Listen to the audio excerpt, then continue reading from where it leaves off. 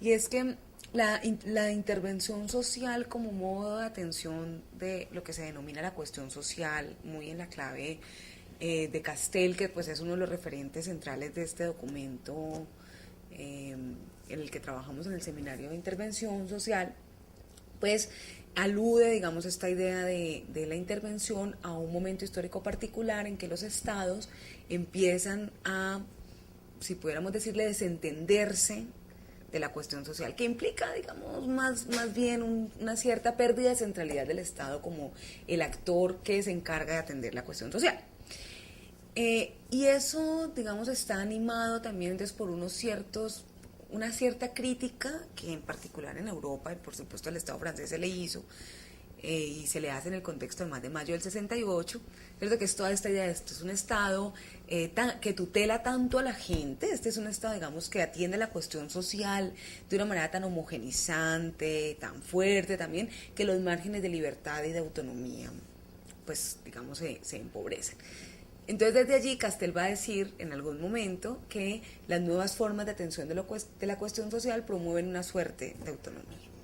Ya en el contexto, digamos, local, que es donde nosotros tratamos de ubicar pues la discusión, lo que encontramos es que buena parte de los proyectos de intervención social sugieren que lo que hay que hacer es o partir de la autonomía de la gente, por un lado, o por otro lado, generar procesos en los que se fortalezca la autonomía. Y eso pasa como por dos cosas. Por un lado es las poblaciones deben participar de sus propios procesos de desarrollo, las poblaciones con las que trabajamos o las comunidades deberían de además señalar cuáles son sus problemas, atender e intervenir.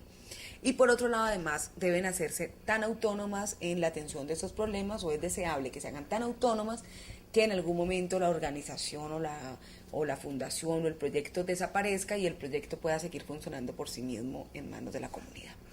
Nosotros sugerimos que esos discursos hay fisuras, digamos que esos discursos tienen una serie de fisuras, unas trampas, digamos, internas. Uno de ellos tiene que ver con ese primer momento de las comunidades son capaces de comprender y señalar sus problemas y por eso son autónomas. Y es que nosotros discutimos la idea de, bueno, ¿qué tanto hay problemas sociales, asuntos que se consideran indeseables desde ciertos lugares de poder político, por ejemplo, como el Estado, que no necesariamente son percibidos como problemas por las comunidades? Okay. ¿Cierto? Y entonces se van dejando de lado. Exactamente, o en esa lógica de la autonomía de las comunidades de señalan los problemas, pues podríamos considerar que, por ejemplo, el que mueran niños por malnutrición en Chocó de una manera impensable en pleno siglo XXI, pues entonces eso como la comunidad no lo considera un problema, sino digamos un algo asunto natural de exactamente, la comunidad. Entonces no es un problema. Eso digamos nosotros vemos como un peligro posible de estos discursos de en realidad los problemas se construyen con la comunidad. Nosotros creemos que hay instancias que también son las encargadas de señalar, identificar, describir y plantear problemas sociales que incluso no son visibles para la comunidad. Claro, si ellos están en su mundo no van a identificar porque por culturalmente existen. Sí, porque probablemente no está al alcance, digamos, de sus preocupaciones, pues estos asuntos que se describen como problema. Y la otra, que es probablemente la más común, que la vemos en todos los proyectos de intervención, es la idea de la comunidad va a participar de su propio proceso de desarrollo y además el trabajo va a ser multiplicado de tal forma o la comunidad va a quedar tan empoderada que luego va a ser innecesario la institución que hace la intervención social o va a ser innecesario el Estado porque la comunidad misma va a agenciar, exactamente, va a agenciar sus propios procesos de desarrollo. Yo lo vuelvo a decir de una manera muy clara, es como toda esa idea de la gestión y la autogestión, ¿no? Nosotros decimos allá hay una trampa enorme porque la autonomía, la invitación a la autonomía puede estar muy cercana, en particular en el contexto de estados neoliberales, puede estar muy cercana a la desprotección social. Entonces puede estar muy cercana a la idea de estas comunidades son autónomas, entonces ellas deben de autogestionar sus propios modelos o sus propios mecanismos para resolver problemas sociales que probablemente no pueden resolverse sin la participación de un actor de poder, tan importante como es el Estado. Entonces eso, digamos, es una preocupación que nos suscita esa idea de la autonomía, ¿cierto? De la promoción de la autonomía. Hay, digamos, seguramente un caso paradigmático en chiquito, que es la idea del individuo en un estado, digamos, más o menos neoliberal, ¿cierto? Que es un individuo autónomo que por sí mismo agencia sus propios procesos de cuidado, de protección vía trabajo.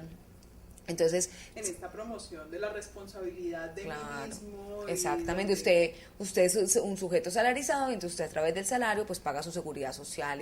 Notemos ese modelo tiene un montón de fisuras porque en últimas también a lo que condena eso a los individuos es también una desprotección de un Estado que se desresponsabiliza de la atención de la cuestión social, ¿cierto? Entonces esa promoción de la autonomía a nosotros nos parece que debe ser asumida con cuidado, que eso no significa que las comunidades deban ser tuteladas y necesiten ser atendidas, pues, y no significa eso, pero sí significa reconocer que hay problemas sociales en los que es inevitable la intervención de un actor con la capacidad política, económica, digamos, que tiene el Estado y que no tienen ni las ONG, ni las fundaciones, ni las comunidades, por supuesto. ¿cómo haría el Estado para entrar si digamos, si es la ONG una de las formas de entrar a esas comunidades y lo que me estás planteando es que el Estado debería ser quien está ahí realmente? ¿Cómo es eso que planteas ahí? Pues nosotros tenemos que a propósito de esa relación entre Estado y tercer sector, que me parece como interesante, uno de los discursos fuertes en torno a la intervención social y de las críticas como más fuertes es la idea, bueno, en particular además en América Latina, es la idea de que el Estado se ha responsabilizado de la cuestión social y ha como terciarizado ese trabajo en organizaciones, fundaciones e instituciones. Bueno, nosotros en principio partíamos de esa idea, decíamos, la ONGización de la sociedad es un síntoma de la pérdida de centralidad en el Estado en la atención de la cuestión social, o sea, ha dejado eso en manos de terceros. Pero lo cierto es que, digamos, cuando uno empieza como a hacer ya investigación más de campo, a recoger dato empírico, a reconocer procesos concretos de intervención social, pues lo que se pilla es que no. Digamos, el Estado sigue siendo el principal organismo financiador. Okay, Por sí, ejemplo, es decir, la mayor parte... es de ahí de donde sale el dinero para poder sí, hacer esas intervenciones. y en esa medida es también el Estado, digamos, con la política social, es el Estado también el que de cierta manera indica los parámetros, los temas, señala los problemas sociales que se van a intervenir, ¿no? Entonces, digamos, no podríamos decir que es que el Estado ha abandonado la cosa, sino que su lugar ha cambiado, digamos, no es el ejecutor directo de la cuestión social, de la atención de la cuestión social, perdón, sino que es más bien digamos, un conceptualizador, si se quiere, de los problemas sociales a intervenir y también un financiador, un gestor, si se quiere, O un interventor de la cosa. de esos proyectos. Y un interventor. Lo que sí no, digamos, lo que sí se ha terciarizado mucho, si se quiere, es la ejecución de la intervención social, ¿cierto? En manos, digamos, de ONGs con todos los riesgos y peligros que eso implica. Uno de esos riesgos y peligros los señalamos nosotros también en ese documento, ¿cierto? Y es la idea de, pues el Estado es un actor al que el ciudadano, la ciudadana, pues se siente con el derecho de reclamar. O sea, el Estado, uno le puede exigir al Estado, ¿cierto? Exactamente, y lo que el Estado hace en términos de la atención de la cuestión social no es caridad, ni filantropía, ni bondad, ni beneficio, sino que es un derecho. Su razón de ser, claro, además. es un deber. Entonces, el asunto es que cuando la comunidad, por ejemplo, percibe que ese derecho llega por vía de la ONG, lo que parece como cristalizarse en el imaginario es otra cosa. O sea, eso no es el Estado, no es un derecho, sino es el favor que me hace la ONG, digamos, el beneficio que hace la ONG trayendo esto. Entonces, esa distorsión entre la función social del Estado que ocurre en el contexto como de la intervención ya concreta y de campo, pues a nosotros también nos parecía preocupante. Y ahí planteaban algo como los desniveles que se daban en el ejercicio de quién es el dador y quién es el que recibe, y cómo el que recibe queda en una posición casi que es el vulnerable, es el que no puede por sus propios medios, pero ahí ya se hace una dificultad, y es la de poder ponerlo en condición de igualdad para que él mismo empiece a gestionarse. Entonces estoy buscando que se gestione, pero al mismo tiempo lo estoy poniendo en una posición distinta, y lo planteaban dentro del texto. Sí, que además es digamos, es una preocupación como que tiene que ver ya con la dimensión más micro de la intervención, que es como la relación entre interventores e intervenidos.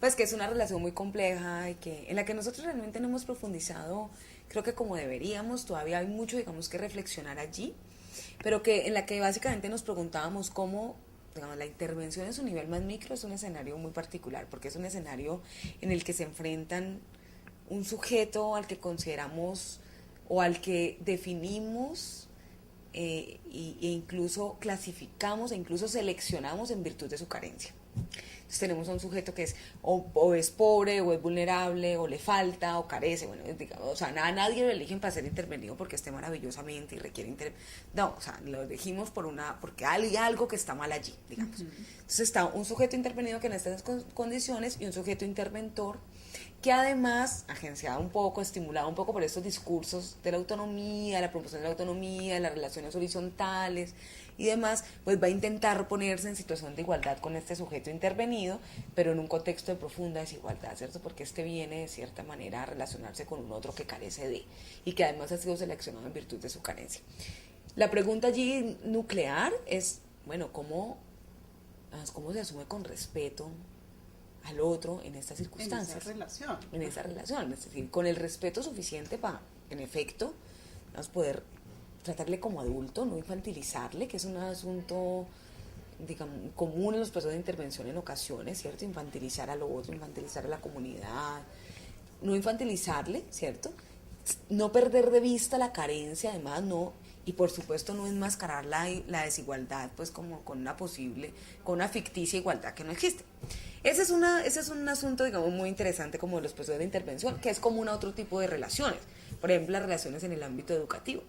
O sea, el salón de clases es también un escenario en el que se encuentran unos sujetos en desigualdad de condiciones, en una diferencia, digamos, desigual, pero creo que nunca, no, creo que el escenario de la intervención es un escenario además en el que esto se recrudece de una manera muy fuerte. Nosotros por ahí, por esa vía, tenemos otra inquietud que también creo que es una posible línea de investigación muy interesante ya en estas dimensiones más micro de la intervención, que tiene que ver con cómo estos interventores lidian con este asunto de la igualdad del otro, pero además cómo lidian con una cosa que es muy terrible, digamos, es que están haciendo un trabajo en el que están en directa relación con problemas sociales súper complejos, dolorosos, bueno, y cómo lidian subjetivamente, digamos, con la carga pesada de hacer intervención social, ya en la dimensión más íntima, más personal del trabajo que realizan. Entonces esto me parece ese manejo, claro, como el manejo, cómo me impacta también. En alguna ocasión hacíamos una entrevista con una interventora, por ejemplo, que nos decía una cosa que a mí me parecía muy interesante. Ella estaba trabajando en un proyecto sobre revitalización de vínculos sociales en una comunidad o algo así, y ella decía que era muy interesante porque ella iba a hacer todo ese trabajo de, bueno, vamos a juntarnos, armar comunidad, armar colectivo, y luego regresaba a su apartamento en el que no conocía ni al vecino y armaba su propia. Entonces esos conflictos, digamos, que tienen que ver con la cosa más micro también nos han interesado, sin duda. De ver ahí. Okay. Dentro del texto se plantean estas fisuras, de algunas has hablado, pero me parece interesante poder mirar qué lado podríamos, qué opción entonces, o por dónde podríamos caminar en ese ejercicio de intervención social que hacemos cotidianamente. O sea, ¿hacia dónde podríamos dirigirnos entonces si tenemos estos lugares de cuidado al momento de hacer intervención o de pensarnos la intervención misma? Bueno, esa es una pregunta compleja. Y compleja particularmente para mí, porque yo lo que he hecho sobre todo, digamos, bueno, yo hice intervención mucho tiempo y probablemente tengo respuestas muy particulares, muy situadas, sí, muy locales de responder esto, pero mi tarea, digamos, en el seminario es más como estas reflexiones en torno a la intervención, más allá de pensar cómo se debe hacer una intervención. Y más una que intervención, ser el deber ser. Claro, no, y una intervención que lidie con estos asuntos. Yo creo que de todas formas esa es una tarea a la que hay que darle la cara. Digamos, hay que dar la cara como, bueno, cómo vamos a hacer la cosa y cómo lo pensamos. Nosotras lo que sí hemos pensado es, digamos, en algunos criterios que nos parecen muy significativos, pero que están ligados a asuntos, como te decía, muy particulares, a investigaciones concretas, a intervenciones concretas, más que a yo no te podría decir como un discurso universalizante, una receta universalizante, cómo hacer intervención social. Que tampoco debería ser. Seguro, como para lidiar con estos asuntos. Yo creo que una cosa que a mí me parece que es absolutamente clave, es que creo que todo proceso de intervención tiene que estar acompañado de un proceso de formación en derechos. Es decir, no podemos hacer procesos de intervención en los que la gente no termine reconociendo los derechos que tienen tanto ciudadanos y ciudadanas. Y que además quede claro que la intervención no es, digamos, un beneficio al que se le eligió por pobre, digamos, como Familias en Acción, sino que hay un derecho detrás de eso, tal y como lo debe haber en Familias en Acción. ¿Cierto? Hay un derecho detrás de eso que es el que respalda ese tipo de trabajo. Y al final es el que permite generar esa autonomía de la que estamos por supuesto, hablando. yo creo que los procesos de intervención conlleven la formación ciudadana básica en torno al derecho a reclamarle al Estado lo que yo creo que eso es clave, digamos, porque de lo contrario, incluso con nuestros esfuerzos más bien intencionados, fácilmente podremos confundir la intervención social con filantropía, o fácilmente más bien la gente puede confundir la intervención social con filantropía, que creo que es un peligro grandote.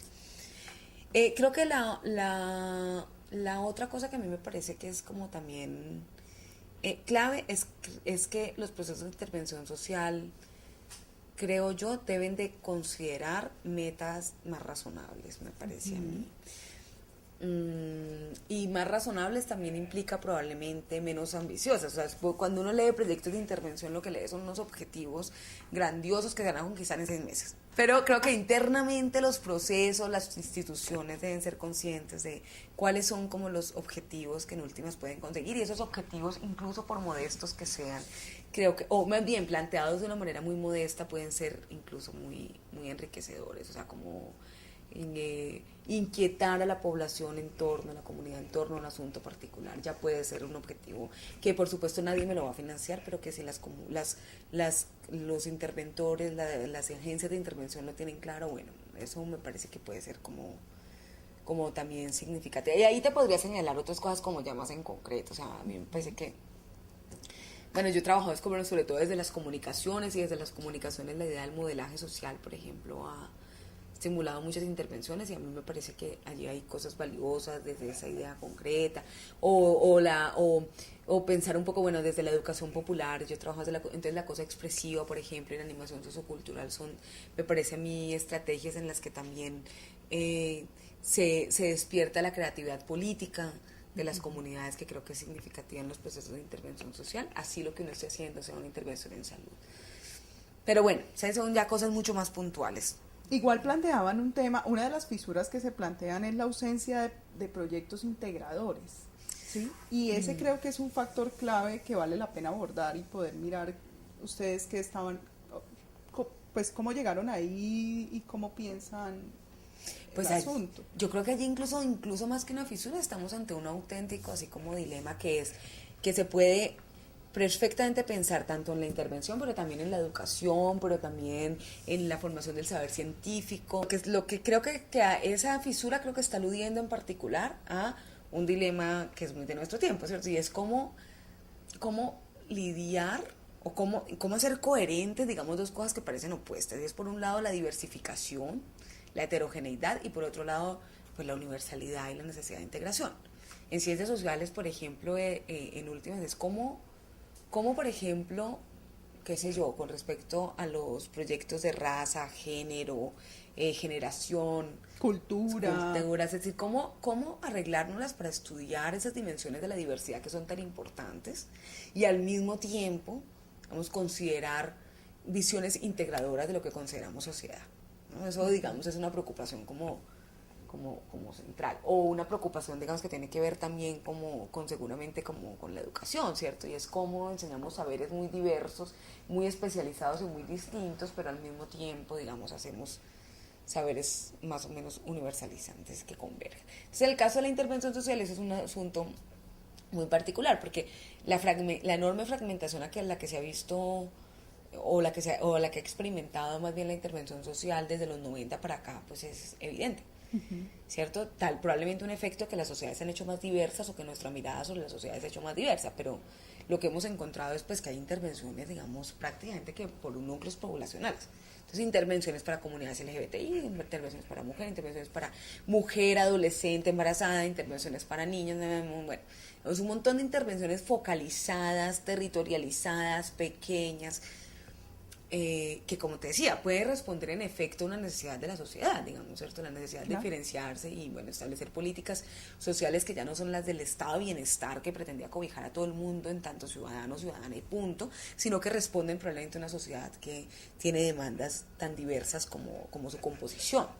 Pero al mismo tiempo, digamos, segmenta. Exactamente, esa segmentación pues corre el peligro, conlleva probablemente a la pérdida de una versión universal de los problemas sociales, integradora, donde hayan puntos de encuentro. claro, que permitan además considerar políticas sociales de gruesas, ¿cierto? Que además logren formar sociedad, porque que logren, por ejemplo, formar sociedad civil organizada, masiva, ¿no? Entonces, esa es una preocupación.